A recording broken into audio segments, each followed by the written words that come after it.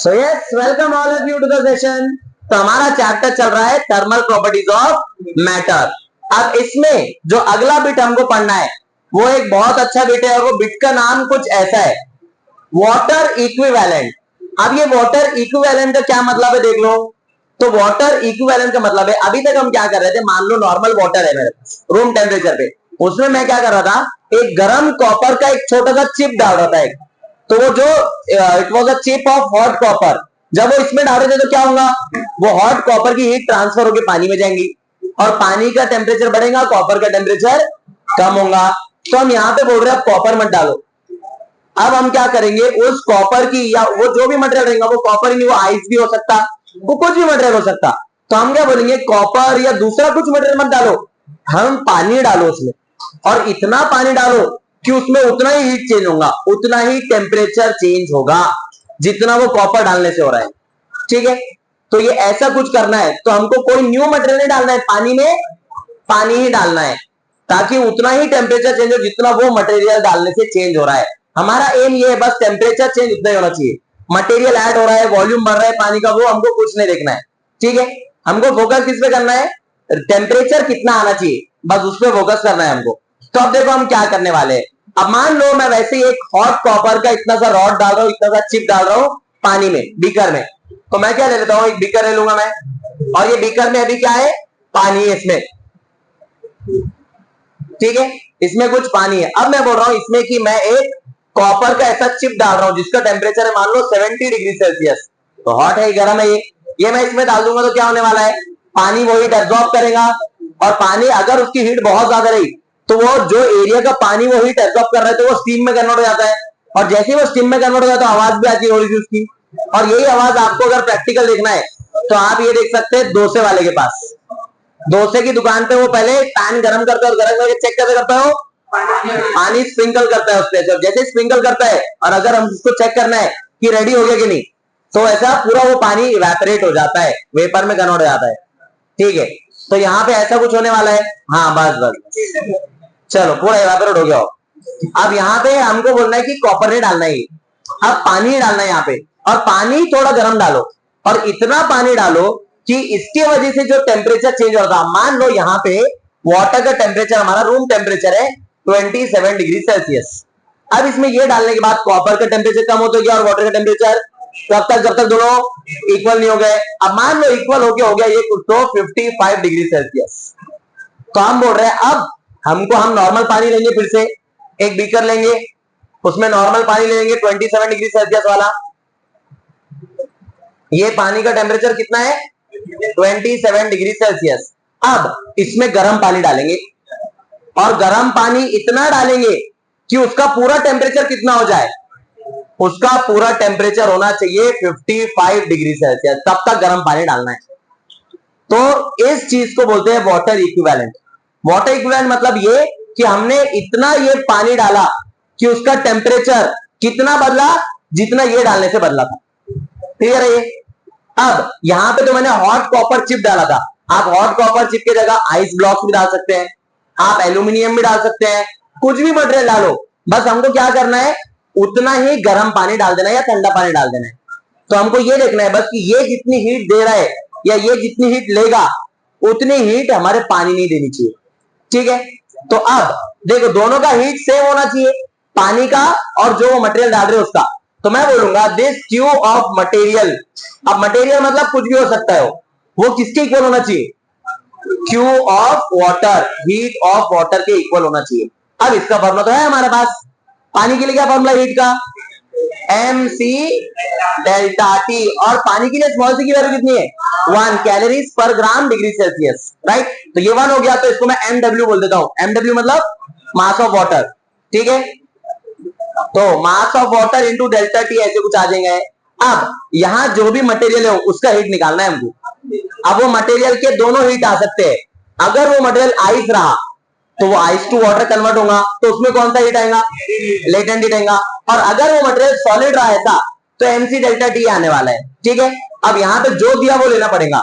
तो मैं आपको सॉलिड के लिए एग्जांपल बता रहा हूँ, कॉपर सॉलिड के लिए, तो वहां पे आएगा इसका भी mass of copper into specific heat of copper into delta T. अब हमारे पास कंडीशन ये है कि हम बोल रहे हैं अगर दोनों में हम डालेंगे, दोनों से टेम्परेचर चेंज सेम होना चाहिए। तो टेम्परेचर चेंज कौन सा टर्म बता रहा है?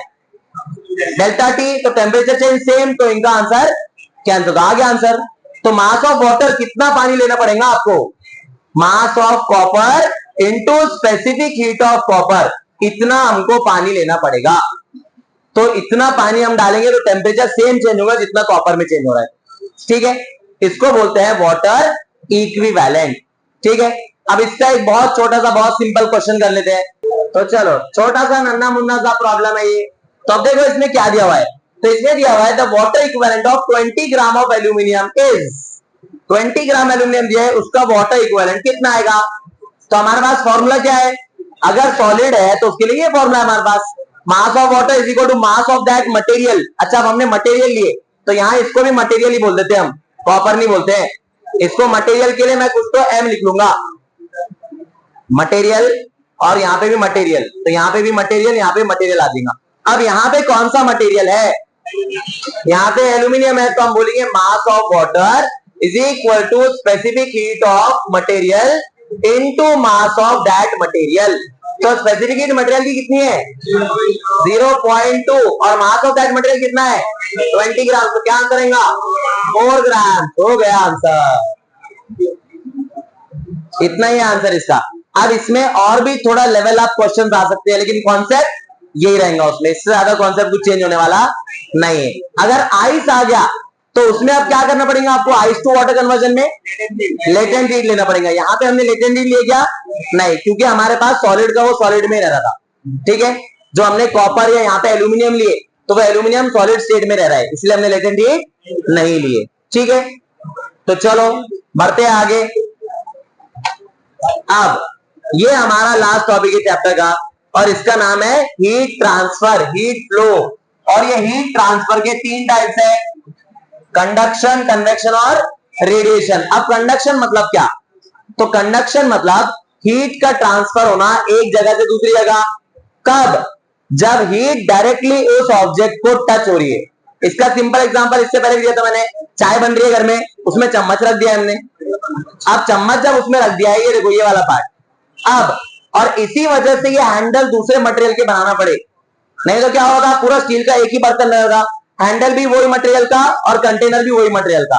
तो उससे क्या हो रहा था? हैंडल भी बहुत गर्म हो जा रहा था। क्यों? हैंडल को थोड़ी गर्म कर रहे हैं हम तो ये बेस को गर्म कर रहे हैं इसके। तो ये बेस से हीट ट्रांसफर होते होते हैंडल तक भी चले जा रही थी, और वहां से हमारे हाथ पे आ रही थी। ठीक है, इसीलिए वो हैंडल्स बनाने लगे। और वो हैंडल्स कौन से मटेरियल के बनते हैं? प्लास्टिक के नहीं बनते, प्लास्टिक के तो पिघल जाएंगे वो, फाइबर के, रबर के, या फिर पॉलीमर्स के। केमिस्ट्री में आप पढ़ेंगे पॉलीमर्स क्या होते हैं, कैसे बनाते हैं। तो वो पॉलीमर्स बहुत स्ट्रॉन्ग मटेरियल है, वो बैड कंडक्टर ऑफ हीट है, इसलिए वो हीट ज्यादा ट्रांसफर नहीं करते, इसीलिए वो यहाँ पे यूज होते हैं। उसको यहाँ पे डायरेक्ट ट्रांसफर हो रहा है। क्यों? क्योंकि उसको हीट डायरेक्ट टच हो रही है उस मटेरियल को, इसलिए उसको क्या बोला जाता है? कंडक्शन। जहां भी ऐसे होगा, मान लो ये मेटल का पेन है और मैं इसको यहां से हीट दे रहा हूं, मैंने यहाँ पे मोमबत्ती लगा दिया, तो अब ये यहाँ हीट जाएगा। अब मैंने ऐसे पकड़ा हुआ हूं, तो थोड़ी देर बाद मेरी उंगलियों को हीट महसूस होंगी कि भाई कुछ तो गर्मी हो रही है। तो कहां से आए? यहाँ तो हीट नहीं दे रहा हूं मैं, यहाँ हीट दे रहा हूं मैं, तो यहां से यहाँ हीट ट्रांसफर होती है और डायरेक्ट हीट ये पेन को टच हो रही है, तो इसीलिए ये पेन गर्म हो रहा है। इसको बोलते हैं कंडक्शन। जहां भी हीट डायरेक्ट टच होंगी उसको बोलते हैं कंडक्शन। ठीक है, अब वो कंडक्शन के कुछ इंपॉर्टेंट पॉइंट्स है वो हम आगे देखने वाले हैं। दूसरा है कन्वेक्शन। अब कन्वेक्शन क्या होता है, ध्यान से सुन लो, इसमें बहुत से स्टूडेंट को कंफ्यूजन होता है।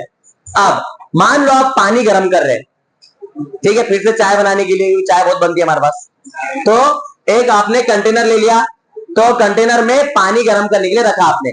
तो अब उसमें ये ऐसा कंटेनर है मान लो, और ये कंटेनर में पानी आपके पास, ठीक है। अब ये इसको हीट कहां दे रहे हैं आप? क्या इसको चारों तरफ से हीट दे रहे हैं आप? नहीं, इसको सिर्फ ये नीचे से हीट दे रहे हैं आप। ठीक है, अब ये नीचे से हीट दे रहे हैं, तो ये हिस्से के पार्टिकल्स का टेम्परेचर बढ़ जाएगा।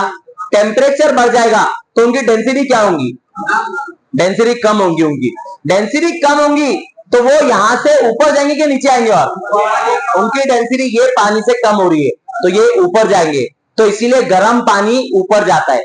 और अगर बहुत ज्यादा गर्म हो गया ये, तो ये वेपर में कन्वर्ट होता है, और वेपर में कन्वर्ट होगा तो वो बबल बन जाता है, और आप देखते हैं कि बबल ऊपर आगे से फूटता है, इसे अपन बोलते हैं खौलता हुआ पानी।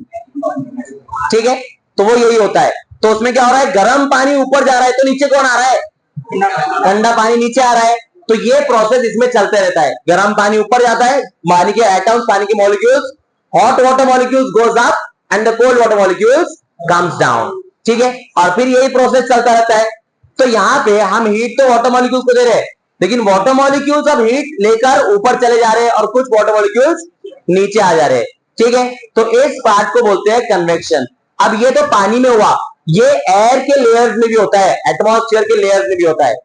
कैसे, अब अर्थ, मान लो अर्थ का टेम्परेचर बढ़ गया तो अर्थ में से हीट रिलीज होता है, तो अर्थ के नजदीक का जो एयर लेयर रहेगा पहले वो गर्म होगा, फिर वो हीट ट्रांसफर कर देता है अपर लेयर को, तो उसके अपर लेयर फिर गर्म होगा, फिर वो ट्रांसफर करेगा उसके अपर लेयर को, तो वो लेयर गर्म होता जाएगा। तो इसमें हम ऐसे भी बोल सकते हैं कि heat layer by layer transfer हो रही है। पानी में भी ऐसे ही बोल सकते हैं हम, या तो हम बोल सकते हैं कि पानी के एटम्स भी ऊपर चले जा रहे हैं, या फिर वो अपनी हीट को ट्रांसफर करते जा रहे हैं। ठीक है, तो ये था आपका कन्वेक्शन।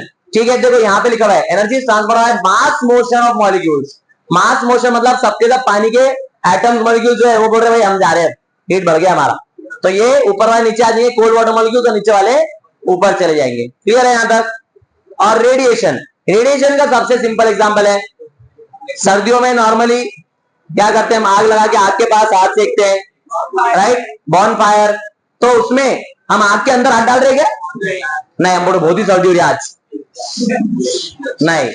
और यही रेडिएशन की वजह से हमको गर्मी होती है। तो ये रेडिएशन कहां से आता है, सन से। सन से भी हीट आ रही है, अब सन से हीट आ रही है उसकी वजह से गर्मी हो रही है। समर सीजन आ गया हमारे पास, हम बोलते हैं बहुत गर्मी हो रही है। ठीक है, तो यहां पर सन से रेडिएशन आ रहा है, उसकी वजह से गर्मी हो रही है। क्या सन और अर्थ एक दूसरे को टच कर रहे हैं, टच कर ले तो गए फिर तो। ठीक है, तो वो बहुत दूर है फिर भी उसका रेडिएशन हमको फील हो रहा है, तो इस टाइप के हीट ट्रांसफर को बोलते हैं रेडिएशन। तो energy is transferred by electromagnetic radiation, ये हम आगे पढ़ेंगे कि light is an electromagnetic wave, तो उसमें ये और क्लियर हो जाएगा।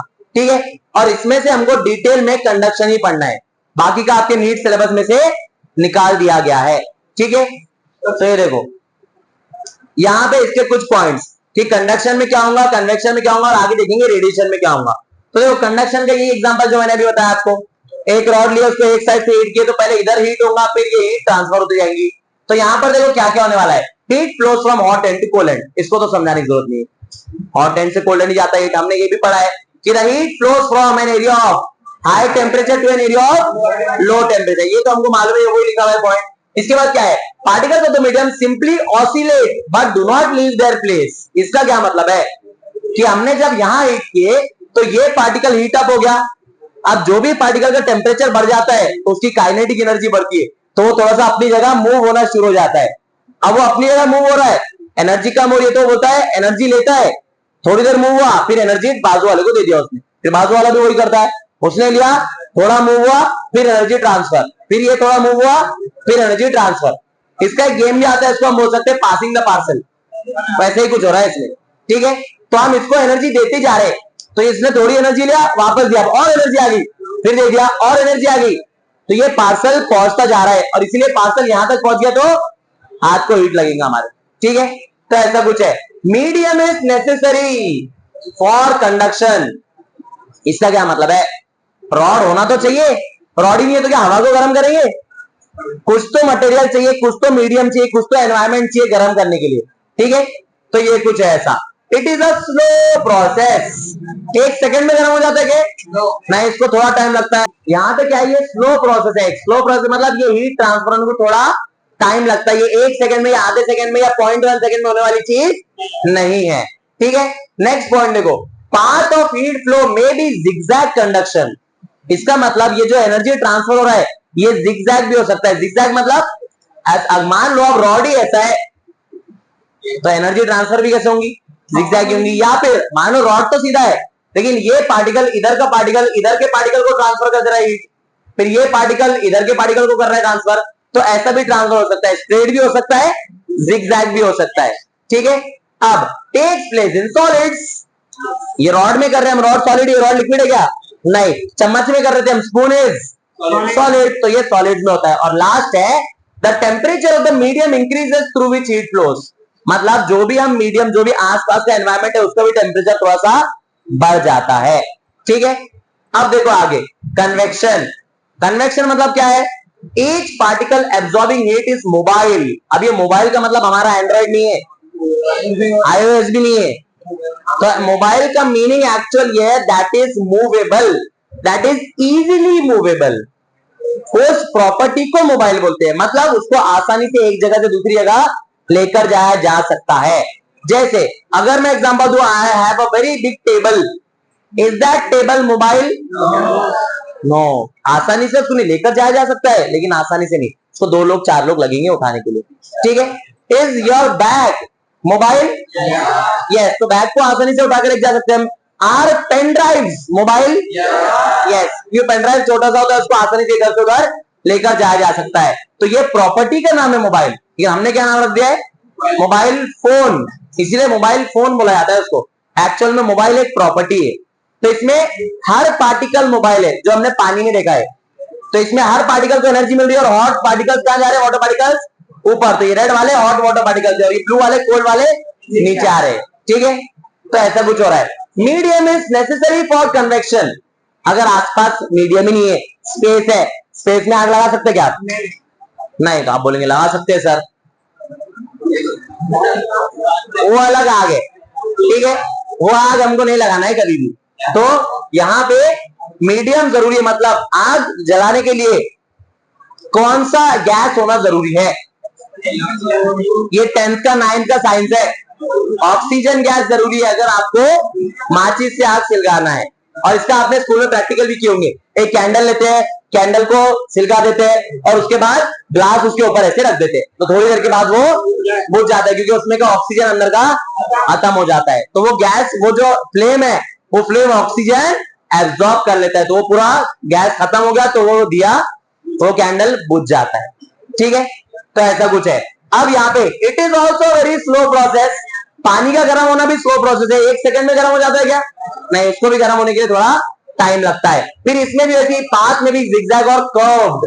अब जैसे कर्व्ड कैसी है? पानी के मॉलिक्यूल्स ऐसे जा रहे हैं ऊपर और आ भी रहे ऐसे, तो इसमें भी जिगजैग कर्व्ड कैसे भी हो सकता है पाथ। इसके बाद convection takes place in fluids. Fluids में 2 चीजें आते हैं, कौन से? Air and liquid, gas and liquid. ठीक है, ये दोनों चीजें आते हैं फ्लूइड। फ्लूइड मतलब कौन सी चीज? बहने वाली चीज को फ्लूइड बोलते हैं। और अगर एयर उसका एग्जांपल नहीं आता था तो बहुत सारे गाने बनते ही नहीं थे। उसमें से एक गाना वो है बहती हवा का था, वो बोल ही नहीं सकते थे फिर, क्योंकि हवा अगर बह ही नहीं रही है तो बहती हवा कहां से बोलेंगे फिर? ठीक है, तो एयर, गैसेस और लिक्विड्स, ये दोनों किसमें आते हैं? फ्लूइड्स में। और ये कन्वेक्शन कहां होता है? फ्लूइड्स में होता है। ठीक है, और लास्ट है इसका, in this process also the temperature of the medium increases, मतलब आसपास का भी टेम्परेचर थोड़ा सा बढ़ जाता है इसमें। तो ये हमारे 2 एग्जांपल हो गए, कंडक्शन और कन्वेक्शन का। और लास्ट कौन सा है? रेडिएशन। रेडिएशन का एग्जांपल तो हमने देख लिया है, उसी के कुछ पॉइंट्स है। Heat flows without any intervening medium. इसका मतलब क्या है? इसको मीडियम की जरूरत नहीं है। अब जैसे स्पेस में हमने बोला था कि स्पेस में कितना टेम्परेचर रहता है? बहुत कम, लेकिन स्पेस में से ही हीट आ रहा है सन से अर्थ तक, तो होना तो ये चाहिए था, अगर वो रास्ते से हीट आ रहा है तो रास्ता भी गर्म हो जाना चाहिए था पूरा, लेकिन वो रास्ता गर्म नहीं है। इसका मतलब वो बीच वाले मीडियम को इफेक्ट कर रहा है क्या? वो सिर्फ 2 बॉडीज के बीच में हीट ट्रांसफर हो रहा है, भले ही बहुत दूर है बॉडीज, लेकिन उनके बीच में हीट ट्रांसफर हो रहा है। ठीक है, और यही चीज होता है बॉनफायर में भी। ठीक है, तो ये मीडियम मीनिंग है इसका। Medium is not necessary for radiation. जैसे एटमॉस्फेयर है, हमारे आसपास अभी गैसेस है, तो हीट महसूस हो रहा है सन का। स्पेस में है, स्पेस में भी अगर हम जाएंगे तो सन का हीट हमको महसूस होगा। तो मतलब इसका मीनिंग क्या हुआ कि सन की रेडिएशन को आने के लिए मीडियम की जरूरत नहीं है। ठीक है, उसके बाद path is a straight line और it is a very fast process. Sun से हीट एनर्जी हमारे पास आ रही है, कितना टाइम लग रहा है आने को? स्पीड ऑफ लाइट कितनी होती है? 3 लाख किलोमीटर पर सेकेंड। तो अर्थ से सन का डिस्टेंस कम है क्या बहुत ज्यादा है?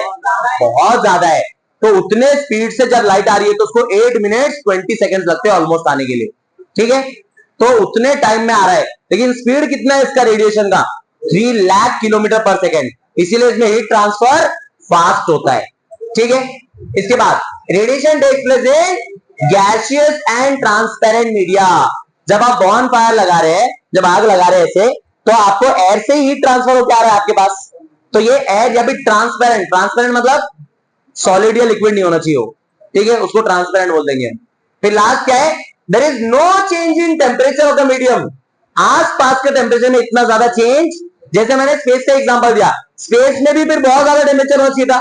सन का इतना ज्यादा टेम्परेचर है, तो सन से अर्थ तक के बीच में जितना भी स्पेस है उसका भी टेम्परेचर थाउजेंड्स ऑफ डिग्रीज में होना चाहिए था, लेकिन है क्या? इसका मतलब वो मीडियम के टेम्परेचर को ज्यादा चेंज नहीं कर रहा है। इसके पूरा थ्योरेटिकल क्वेश्चन बन सकते हैं, ठीक है। तो चलो बढ़ते हैं आगे। अब इसको डिटेल में डिस्कस करना है हमको, कंडक्शन को। तो अब कंडक्शन में दो स्टेट आने वाले हैं, कौन से? एक तो वेरिएबल स्टेट, दूसरा स्टेडी स्टेट। अब ये देखो इनका मीनिंग क्या है। वेरिएबल का मतलब क्या है? चेंज होने वाला। तो इसका मतलब क्या है कि हम यहां पर हीट दे रहे हैं, इसका टेम्परेचर बढ़ रहा है, फिर ये हीट ट्रांसफर हो रही है, तो ट्रांसफर हो रही है। अब मान लो यहां पर पहले टेम्परेचर था रूम टेम्परेचर 30 डिग्री सेल्सियस, अब ये टेम्परेचर बढ़ गया, तो इसका टेम्परेचर हो गया मान लो 35 डिग्री सेल्सियस। तो हीट थोड़ी सी ट्रांसफर हुई, तो इसका भी रूम टेम्परेचर ही था, फिर इसका भी टेम्परेचर थोड़ा सा बढ़ना शुरू हो जाएगा, और ये हर पॉइंट का टेम्परेचर क्या होगा? बढ़ना शुरू हो जाएगा। लेकिन इन्फिनिटली बढ़ता ही रहेगा क्या? नहीं, एक लिमिट तक बढ़ेगा, उसके बाद नहीं बढ़ेगा। ये जितनी एनर्जी दे रहा है उतना ही टेम्परेचर बढ़ेगा, ये जितना हीट दे रहा है उतना ही टेम्परेचर बढ़ेगा, ठीक है। और एक बार वो सब कांस्टेंट हो गए तो उसको बोलते हैं स्टेडी स्टेट, ठीक है। अब टेम्परेचर चेंज नहीं होने वाला। अब इसमें देखो ये केस में पहले हर पॉइंट का टेम्परेचर कितना था? 30 था, रूम टेम्परेचर पे ऑर्डर का था। जैसे हीट करना शुरू किए, सबसे पहले इसका टेम्परेचर बढ़ा, फिर इसका टेम्परेचर मैक्सिमम, जब इसका टेम्परेचर बढ़ रहा था तो बाजू वाले का भी टेम्परेचर थोड़ा थोड़ा बढ़ता जा रहा था, क्योंकि हीट धीरे धीरे ट्रांसफर होती जा रही थी।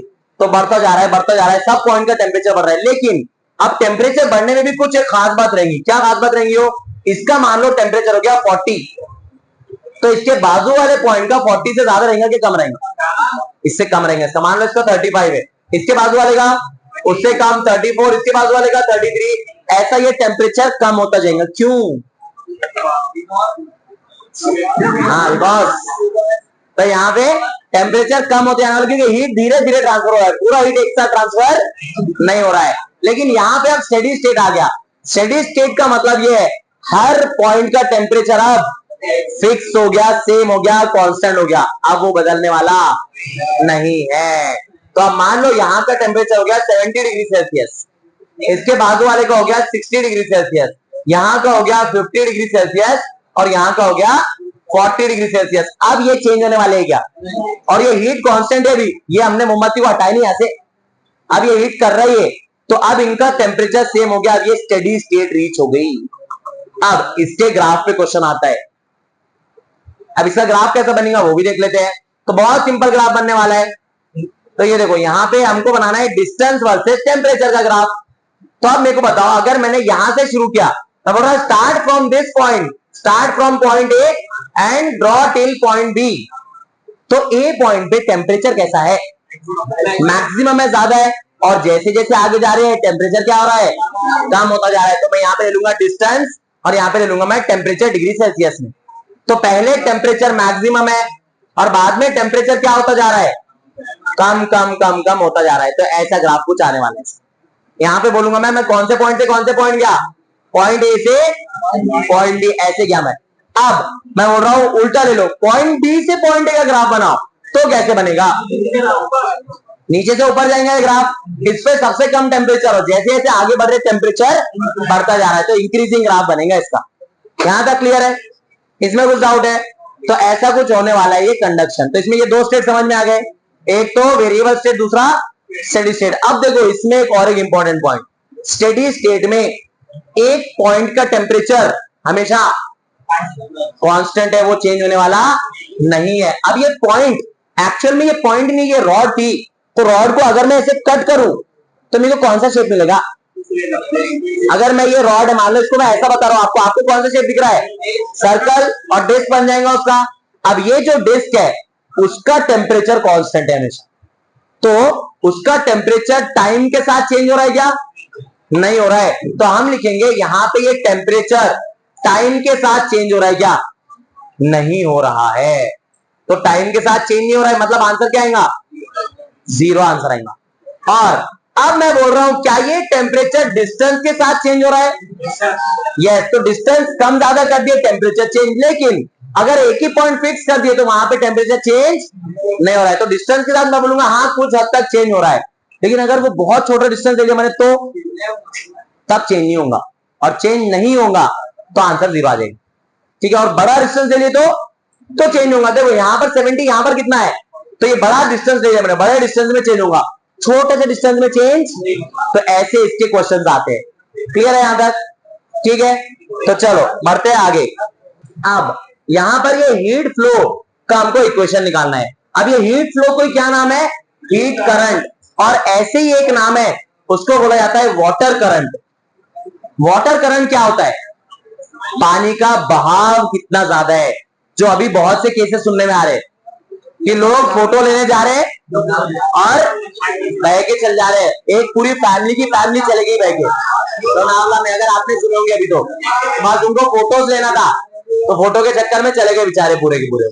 ठीक है, अभी और एक केस आया, एक फोर्ट के ऊपर बारिश इतनी ज्यादा है कि उसके रास्ते में पूरा जो सीढ़ियां नीचे आने को बहुत एक्सट्रीम पानी बह रहा है, तो उसमें नीचे अगर किसी ने पैर रखा तो वो चल के नहीं आएंगे नीचे। ठीक है, तो ऐसा हो रहा है, तो ये इसीलिए अपने हेल्थ का ख्याल रखो। फोटोज लेना हर बार जरूरी नहीं है, फोटोज ले सकते, जान है तो जान है तो जान है। ठीक है, तो चलो अब हमको इसका इक्वेशन निकालना है हीट फ्लो का। तो इसीलिए कोई चीज जब फ्लो हो रही है तो उसको क्या वर्ड यूज किया जाता है साथ में? करंट। मतलब वो कितना फ्लो ज्यादा है, कितना फ्लो कम है। अगर मैं बोल रहा हूँ water current is very high, इसका मतलब पानी का फ्लो बहुत ज्यादा है। ठीक है, अब हीट करंट इज हाई, मतलब हीट का फ्लो ज्यादा है। ठीक है, तो अब देखो यहां पर आंसर कैसे आएंगे इसका। अब हमको निकालना है हीट फ्लो। अब जब कोई भी चीज फ्लो हो रही है तो उसको कुछ ना कुछ टाइम भी लग रहा है, टाइम कम लग रहा है मतलब वो फ्लो ज्यादा है, और अगर वो बहुत स्लो जा रहा है तो मतलब उसको टाइम ज्यादा लगने वाला है। तो अब देखो हम पहले हीट का फॉर्मूला निकालते हैं। अब हीट हम अगर कोई चीज को दे रहे हैं तो उसका टेम्परेचर क्या होने वाला है? ऑब्वियसली बढ़ने वाला है, और जितना हीट देंगे उतना ज्यादा टेम्परेचर में चेंज आएगा, उसका उतना टेम्परेचर बढ़ेगा। तो मैं ऐसे लिख लेता हूं Q is proportional to delta T. ये क्लियर है? डेल्टा टी मतलब चेंज इन टेम्परेचर, जितना हीट देंगे उतना टेम्परेचर चेंज होगा, उतना बढ़ेगा, जितना हीट निकालेंगे उतना टेम्परेचर कम होगा। ये क्लियर है? अब इसके बाद यहां पे एक बहुत इंपॉर्टेंट चीज, Q is proportional to area. जो तवा रहता है आपका पैन, वो पैन का एरिया ज्यादा क्यों रहता है, छोटा सा क्यों नहीं रहता? क्योंकि उसमें ज्यादा एरिया रहा तो वो हीट इवनली ट्रांसफर होंगी। तो जितना बड़ा एरिया रहा उतनी हम बोलेंगे रोटी अच्छे से बनेगी। और नॉर्मली डोसे के साथ करते हैं ऐसा, डोसे के लिए आपको बहुत बड़ा पैन लगता है ऐसा, क्यों? छोटे से पैन में क्यों नहीं होगा? वो हीट इवनली ट्रांसफर नहीं होंगी, कहीं से मोटा कहीं से पतला रह जाएगा। ठीक है, तो ये चीज है। क्लियर है यहां तक? हाँ, उसमें भी होता है ऐसे ही। तो अब देख लो इसका मतलब क्या है, एरिया ज्यादा रहना चाहिए तो हीट भी ज्यादा ट्रांसफर होगी। अब मान लो आपके पास एक रॉड है, अब वो रॉड इतनी लंबी है तो उसका एरिया कैसा है? क्रॉस सेक्शनल एरिया छोटा सा है, तो वो हीट ट्रांसफर होने को टाइम ज्यादा लगेगा, या फिर हम बोलेंगे हीट कम फ्लो होगा उसमें से। और अगर वो रॉड को मैंने ऐसे पिचका दिया तो उसका एरिया बढ़ जाएगा। अब एरिया बढ़ जाएगा तो हीट ज्यादा एक साथ बहुत से हिस्से पे लग रही है तो हीट फ्लो फास्ट होगा। ठीक है, तंदूर वगैरह में भी यही कॉन्सेप्ट यूज होता है, जितना ज्यादा एरिया उतना हीट ज्यादा होता है यहाँ पे। ठीक है, तो यहाँ पे Q is proportional to area. अब एक चीज है इसमें basic symbol, basic terminology, time, कि जितना ज्यादा टाइम तक आप हीट देंगे उतना हीट बढ़ता जाएगा। सिंपल चीज है। तो Q is proportional to time also. अब ये तीनों प्रोपोर्शनल टर्म्स को एक साथ लेके आ जाओ, तो इसका आंसर कैसे आएगा? Q is proportional to delta T. अब देखो फिर से टी आ गया, अब दोनों में कंफ्यूजन फिर से, तो ये टी को क्या लिख देंगे हटा के? थीटा लिख देंगे, तो लिख दो थीटा। तो चलो, तो यहाँ पे सब कुछ साथ में लिख लेते हैं हम। तो ये डेल्टा टी आ गया, डेल्टा टी की जगह क्या लिखना है हमको? डेल्टा थीटा लिखना है। तो ये डेल्टा थीटा आ गया, ए आ गया और ये टी आ गया। यहां तक क्लियर है? अब हमको यहाँ पे प्रोपोर्शनलिटी ये हटाना है साइन, तो क्या करूं? कांस्टेंट लगा दो। तो यहाँ पे हाँ एक और चीज बची हुई है इसमें, अब जितना मटेरियल का लेंथ ज्यादा रहा उतना हीट फ्लो फास्ट या उतना हीट फ्लो स्लो? उतना हीट फ्लो स्लो। मतलब ये कैसा प्रोपोर्शनल है? इनवर्सली प्रोपोर्शनल है। तो मैं यहाँ एक और चीज लिख लूंगा, Q is inversely proportional to length of the material. ठीक है, अब सब कुछ साथ में मिला लिया हमने। अब लगाओ कांस्टेंट। तो कांस्टेंट लगाएंगे इसमें कुछ तो K। अब ये K का नाम रखना पड़ेगा कुछ तो ये K का नाम रखते हैं हम। तो ये K का नाम मैंने आपको बताया था, फिजिक्स में कांस्टेंट का नाम दो ही तरह से रखा जाता है, या तो कुछ चीज का कांस्टेंट बोल देते डायरेक्ट, या फिर कोएफिशिएंट ऑफ दैट थिंग। तो यहां पे क्या हो रहा है? यहां पे थर्मल कंडक्शन हो रहा है, हीट कंडक्शन हो रहा है। तो यहां पे क्या नाम रखेंगे K को? कोएफिशिएंट ऑफ हीट कंडक्टिविटी या थर्मल कंडक्टिविटी। ये आपके K का नाम है। तो ये K का नाम है यहां पे क्या? Coefficient of thermal conductivity. ठीक है, ऐसे कुछ नाम है यहां पे। यहां तक क्लियर है? अब ये देखो यहां पे, अब हमको बोला है निकालो हीट फ्लो पर सेकेंड। पर सेकेंड मतलब क्या? अपॉन टाइम होना चाहिए। तो हमको निकालना है हीट फ्लो अपॉन टाइम। तो यहां टाइम है क्या? उसको उधर लेके आ जाओ। तो हम बोल देंगे हीट फ्लो का फॉर्मूला बनाते हैं। हीट फ्लो को लिखा जाता है H से। तो H का फॉर्मूला क्या आ जाएगा? Heat flow is Q by T। तो इसका फॉर्मूला क्या बन जाएगा? K A delta theta by L। तो ये फॉर्मूला आ जाएगा इसका। और अगर मेरे को बताना है बहुत छोटी हीट फ्लो हो रही है बहुत कम टाइम के लिए, तो वो बहुत कम लेंथ में भी फ्लो होंगी हीट। तो यहां मैं क्या लिखूंगा? dQ by dt। और यहां लेंथ भी छोटा सा आएगा तो क्या लिखूं? KA। यहां पे फिर डेल्टा थीटा भी, ये भी बहुत छोटा आएगा तो ये आएगा d थीटा बाय dl। ऐसे भी फॉर्मूला आ सकता है। तो ये हमको बहुत इंपॉर्टेंट फॉर्मूला मिल गया। ये आगे बहुत बार यूज करना है हमको फॉर्मूला हीट का। ये एक फॉर्मूला और ये वाला एक फॉर्मूला, ये दोनों बहुत इंपॉर्टेंट फॉर्मूले है। ठीक है, लेकिन सबसे ज्यादा ये यूज होता है कि कितना हीट फ्लो हो रहा है, कहां से हो रहा है, वगैरह वगैरह। अब ये हीट, अगर मैं बोलूं ये हीट मेरे पास वाटर से आ रहा है, तो इसका हीट का फॉर्मूला है मेरे पास, क्या है? mc/w। वो यहां यूज होने वाला है। ठीक है, तो वो सब फॉर्मूले अब यहां पे आने वाले हैं। अगर मैं बोल रहा हूं स्टीम टू वाटर कन्वर्ट हो रहा है, उसकी वजह से हीट आ रहा है, तो ये हीट का फॉर्मूला क्या लिखेंगे? ml, latent heat, state change हो रहा है तो। क्लियर है? तो यहां पे ये सब पुराने फॉर्मूले ऐसे यहां पर आने वाले वापस। यहां तक क्लियर है? इसमें कुछ डाउट है? अब यहां पे एक कनेक्शन होने वाला है आपका दूसरे चैप्टर से। अब वो चैप्टर का नाम है करंट इलेक्ट्रिसिटी। तो अब बढ़ते हैं, देखो इसमें अब इसका एक प्रॉब्लम है ये, तो प्रॉब्लम कर लेते हैं पहले, फिर वो कनेक्शन पे आएंगे करंट इलेक्ट्रिसिटी के। तो अब इसमें क्या क्या दिया हुआ है जल्दी से लिख लेते हैं। तो कॉपर रॉड का लेंथ कितना दिया हुआ है? लेंथ इसका दिया हुआ है 1 मीटर। और क्या क्या दिया हुआ है? क्रॉस सेक्शनल एरिया दिया है 4 इंटू 10⁻⁻⁴ यूनिट के साथ दिया sir. Is maintain at 100 degree Celsius. और दूसरा एंड कितने पे है? तो डेल्टा थीटा कितना है? 100। तो यहां लिख लूंगा मैं डेल्टा थीटा है 100 डिग्री सेल्सियस। और क्या दिया है? Neglecting the loss of heat in the surrounding, find the mass of ice melted in 1 hour. मतलब हमको मास ऑफ आइस निकालना है। और टाइम कितना दिया है? 1 आवर मतलब कितने सेकेंड? 60 into 60 second. 60 मिनट्स होते हैं, 60 इंटू 60 सेकेंड। ठीक है, और क्या दिया है? K दिया है और L की वैल्यू दिया है। अब आप फॉर्मूला कौन सा यूज करेंगे? हीट का ही फॉर्मूला यूज करना है। तो हीट का फॉर्मूला क्या आया था हमारा? Q by T। और उसका आंसर क्या आया था? K A delta theta upon L। अब यहां पे Q की जगह क्या रखना है? आइस को मेल्ट करना है, ml रख देना है Q की जगह। और Q की जगह ml रखे तो फिर कैसे आंसर आएगा? ml। ये T को इधर भिजा दो, तो यहां आ जाएगा K A delta theta into T by L। ये L ये सेम है क्या? नहीं, ये सेम, ये लेटेंट हीट वाला है और ये लेंथ वाला है। तो अब m निकालना है हमको, मास ऑफ आइस कितना पिघला। तो बस यहाँ पे वैल्यूज रख दो, K A delta theta into T by small n into capital L। K दिया हुआ है कॉपर के लिए, यस दिया हुआ है 400। A दिया हुआ है एरिया, यस दिया हुआ है 4 इंटू 10⁻⁴। डेल्टा थीटा कितना है? 100। टाइम कितना है? 60 इंटू 60। और स्मॉल एल कितना है? 1 मीटर। कैपिटल एल कितना है? इतना है। तो बस आपको वैल्यूज रख के सॉल्व करना है इसका आंसर, तो आपका आंसर आ जाएगा। ठीक है, क्लियर है यहां तक? तो आपको यहां से ये मालूम पड़ेगा कि भाई कितना आइस पिघला कितने टाइम में, 1 घंटे में। और आइस क्यों पिघला ये? तो यहां पर ये ऐसा कुछ रखे हुआ था, ये ऐसा रॉड था एक, और ये रॉड में एक जगह 100 डिग्री सेल्सियस है और दूसरी जगह हमने आइस रखा हुआ है यहाँ पे। तो यहां से यहां हीट ट्रांसफर होगा। तो हमको मालूम है हीट कहां से कहां ट्रांसफर होता है, from an area of high temperature to an area of low temperature. तो यहाँ पे लो टेम्परेचर में जब हीट ट्रांसफर होगा तो आइस पिघलेगा। तो हमको ये बताना है 1 घंटे में कितना आइस पिघलने वाला है, तो उसका मास बताना है। ठीक है, तो ये आ गया उसका फॉर्मूला, कैलकुलेशन करेंगे आंसर आ जाएगा। ठीक है, तो बढ़ते हैं आगे। अब ये क्वेश्चन है, ये भी बिल्कुल सिमिलर टाइप का क्वेश्चन है। अब इसमें क्या क्या दिया हुआ है, rate of heat flow, rate word आया तो किससे डिवाइड करना पड़ता है, टाइम से, और हीट क्यू है हमारा, तो क्यू बाई टी मतलब एच है ये। तो rate of heat flow through cylindrical rod is Q1, मतलब एच की वैल्यू दे दिया ये Q1।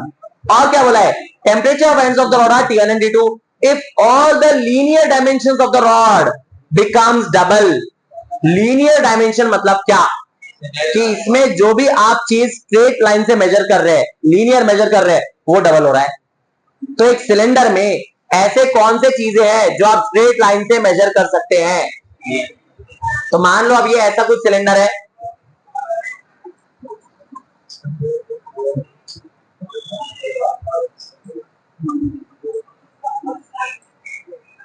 तो ये ऐसा कुछ आपका सिलेंडर है और ये सिलेंडर को आपको मेजर करना है। इसमें आप स्ट्रेट लाइन से क्या क्या मेजर कर सकते हैं, इसका लेंथ मेजर कर सकते हैं आप ये वाला स्ट्रेट लाइन से, और क्या मेजर कर सकते हैं इसका स्ट्रेट लाइन से, रेडियस। तो ये बोल रहा है कि जितना भी आप स्ट्रेट लाइन से मेजर कर सकते हैं सबको डबल कर दो, तो ये सिलेंडर का एरिया साइज बढ़ जाएगा।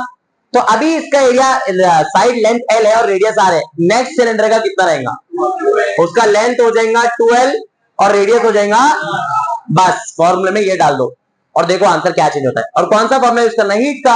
हीट का फॉर्मूला क्या है आपका, H is equal to KA delta theta by L। L length of cylinder रहेगा यहाँ पे, एरिया ऑफ सिलेंडर कितना